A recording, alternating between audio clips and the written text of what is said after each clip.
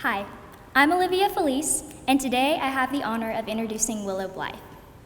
I admire Willow for many reasons. She is a brilliant writer who has mastered the art of comedic timing.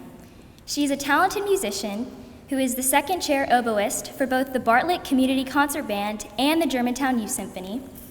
And not to mention, she can serenade you any day with her kazoo. But most importantly, she is a loving sister and kind friend. Every morning freshman year, Willow sat with a book just outside the freshman commons. While I, half asleep, trudged past her, she always would ask me how my morning was. Stressed and overwhelmed with the new weight of high school, I would always respond with, "Today is not a good day." But Willow's kindness always made me smile. And the considerate, often witty conversations Willow and I have today always make me smile too. Willow's presence is calm and comforting amidst the chaotic sisterhood of the class of 22. We are incredibly lucky to have her and can't wait to hear what she has to say today. So please help me in welcoming Willow and Blythe.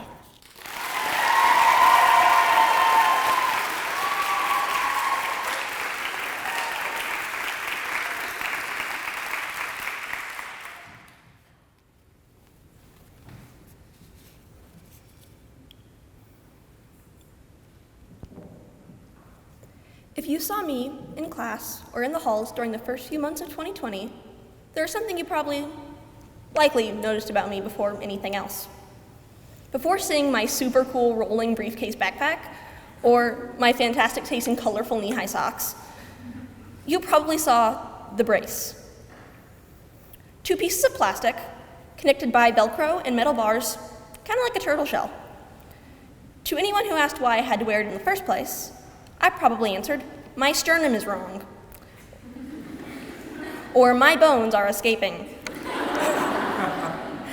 Specifically, I found out I had a thing called pectus carinatum, which is Latin for shell-shaped chest. Hashtag Latin helps. It's when the breastbone, specifically for me, the upper sternum, grows out for whatever reason.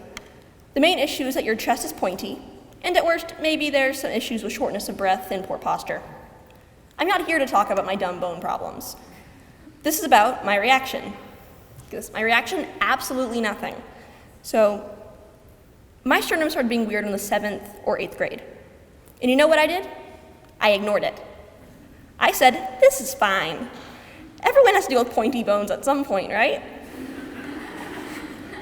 I was a freshman when a friend of mine pointed out that my sternum looked strange. In my reaction, I thought she was funny. I said, "I know, right?" What kind of response is that? I didn't see a proper doctor for it until about half a year later when I finally expressed my concerns about it. I got the brace. I spent a year cursing every flight of stairs I came across because the funky little bone cage hated letting me move. After all that, my chest is still wrong. I waited too long to express my concern about what was wrong with me, and after only a year in the brace, I found out my bone plates were closed. My bones were done growing. There was nothing else they could do. Yes, progress was made. The width of my rib cage went down about 7 centimeters, almost 3 inches. But I still see where it sticks out, and I still kick myself for not saying anything sooner, for not asking for help sooner. The more I look back, the more I realize this was not an isolated event. Whether it's been about math concepts I just don't understand, or never mastering specific moves in a ballet class I've long since quit, there's a common trend. I didn't ask for help. I admit it, I hate asking for help. I did DBQs for 2 years and had no idea what I was doing through most of it because I refused to ask for clarification on any of the corrections I was given. It took me way too long to grasp derivatives because every time I was asked if I understood what was happening, I said yes. I had no idea what was happening, but I said yes anyway.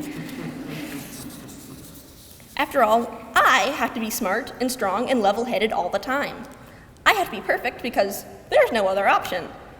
The moment I lose momentum and drop the ball, I'll lose ground that I'll never recover, and everyone will see that I wasn't as amazing as they thought. I've been planning the speech for 4 years.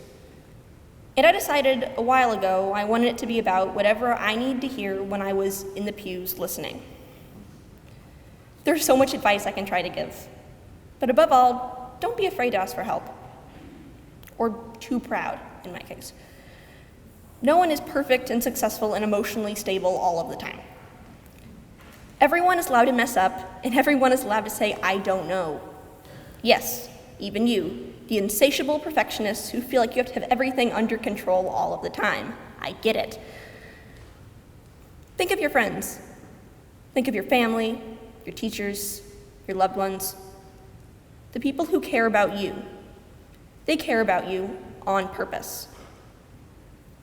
The people who love you are there because they choose to be, not because you reach some ridiculous standard. They want you to lean on them when you need to. Your people are there for you out of free will, on purpose, and no math grade or pointy chest will change that. You are allowed to mess up and not know the answer and take your time, because the people you are afraid of disappointing love you on purpose. Thank you.